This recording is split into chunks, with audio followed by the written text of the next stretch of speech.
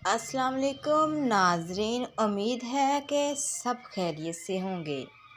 आज की वीडियो में आपको बताऊंगी कि ये ईद पर आप अपने खानों का जादू कैसे चला सकते हैं। आप अपने खानों को बेहतर और जायकेदार कैसे बना सकते हैं।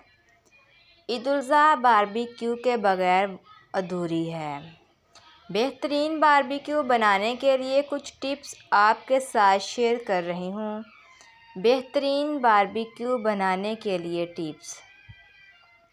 बेहतरीन बारबेक्यू बनाने के लिए बोटियां हमेशा छोटी रखें और बोटियों के साथ थोड़ी सी चर्बी लगी होनी चाहिए।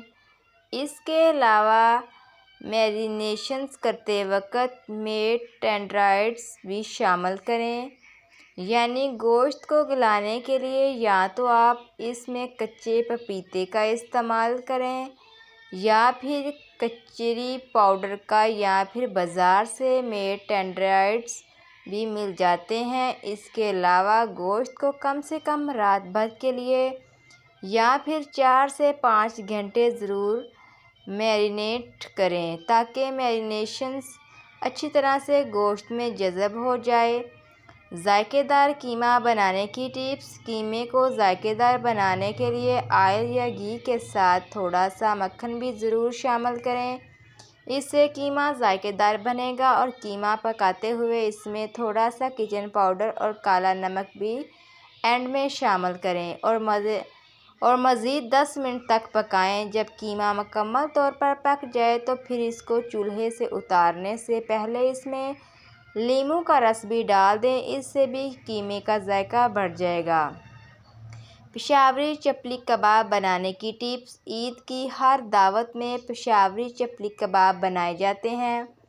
पेशावरी चपली कबाब ज़्यादातर बीफ से बनते हैं। पेशावरी चपली कबाब बनाने के लिए चपली कबाब का मसाला ज़रूर बनाएं और इस मसाले में भुना हुआ ज़ीरा, साबुत धनिया और अजवाइन को मोटा मोटा पीस लें और कीमे में शामिल करें। चपली कबाब मज़ेदार बनाने के लिए मकई का आटा ज़रूर शामिल करें। कुछ लोग इनमें भुना हुआ बेसन इस्तेमाल करते हैं, लेकिन मकई के आटे से इनका जायका बढ़ जाता है। चपली कबाब बनाने के लिए कीमे के साथ थोड़ी सी चर्बी का भी इस्तेमाल करें। इससे भी चपली कबाब जूसी बनेंगे। बेहतरीन बिरयानी बनाने की टिप्स। अगर बिरयानी को जायकेदार बनाना चाहती हैं तो इसमें प्याज ज़्यादा रखें। प्याज के साथ थोड़े टमाटर भी डालें, इससे जायका आएगा। इसके अलावा जब रंग डालते हैं एंड पर और तह लगाते हैं तो इसमें 2 से 3 कतरे बिरयानी का एसेंस भी ऊपर से ज़रूर छिड़क दें, तो इससे बिरयानी में जायका और खुशबू दोनों आएगी और ऐसे लगेगा कि ये बाज़ार की बिरयानी है। बेहतरीन मटन कुन्ना बनाने की टिप्स। मटन कुन्ना बनाने के लिए गोश्त जो है वो मिक्स लें, यानी हड्डी वाला भी और गोल गोश्त भी लें। मटन कुन्ना बनाने के लिए आंच दरमियानी रखें।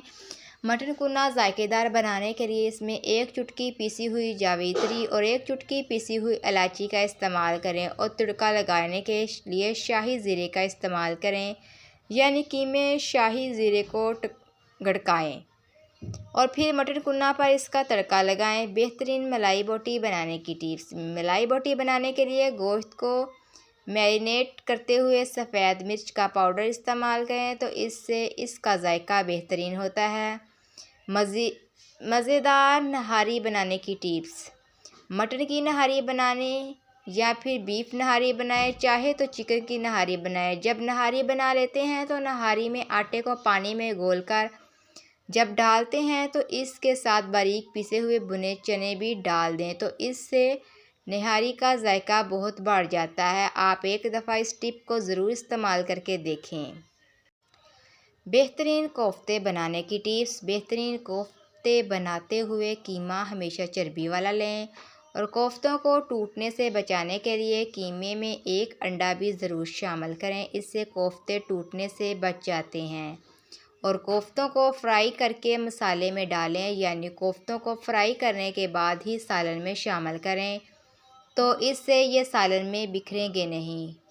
देगी मटन पुलाव बनाने की टिप्स। पुलाव और बिरयानी ईद उल अज़हा की 2 रवायती डिशेस हैं। बेहतरीन और जायकेदार देगी पुलाव बनाने के लिए मटन, बीफ या फिर चिकन जिसका आप पुलाव बना रहे हैं उसको पहले मैरिनेट करें। दही, नींबू का रस, अदरक, लहसुन का पेस्ट, धनिया पाउडर और सौंफ डालकर तकरीबन 1 से 2 घंटे लगा रहने दें। फिर पुलाव बनाते हुए घी में प्याज फ्राई करने से पहले 2 बादियान के फूल भी डाल दें तो इससे पुलाव का असल जायका आता है। कुर्बानी का गोश्त महफूज रखने की टिप्स। कुर्बानी का गोश्त खाना सुन्नत रसूल सल्लल्लाहु अलैहि वसल्लम है। कुर्बानी करने के बाद इसके हिस्से करने और गुरबा और अजीज़ो क़रीब में तकसीम करने के बाद जो आपका अपना हिस्सा बच जाता है उसको आप किस तरह से महफूज कर सकते हैं। इसके लिए ज़ाहिर है कि फ्रीज़र में ही गोश्त को महफूज रखा जाता है। इसके लिए ईद से 2 या 3 दिन पहले अपने फ्रिज और फ्रीज़र की सफाई कर लें। फालतू एशिया को हटा दें। फ्रीज़र की सफाई करते हुए इस पर एल्युमिनियम या बारीक प्लास्टिक बिछा दें ताकि गोश्त के पैकेट्स फ्रीज़र की सतह पर ना चिपक सकें। और फ्रीज़र की दीवारों पर ग्लाइसिन लगा दें, इससे जमी हुई बर्फ़ निकलने में आसानी होगी। इसके अलावा फ्रीज़र में जब भी गोश्त रखें तो गोश्त को किसी मोटे प्लास्टिक वाले बैग में या फिर जिप लॉक बैग में डालकर रखें और गोश्त को फैलाकर एक दूसरे के ऊपर रखें। अगर आपके पास फ्रिज की सहूलत मौजूद है तो पहले गोश्त का अंदाज़ा लगाएं कि फ्रिज या फ्रीज़र में कितने किलो गोश्त को रखा जा सकता है। इसके मुताबिक इसमें गोश्त रखने की तैयारी करें। नाज़रीन, अगर आपको हमारी वीडियो पसंद आई है तो हमारे चैनल को लाइक, शेयर और सब्सक्राइब करें। अल्लाह हाफिज़।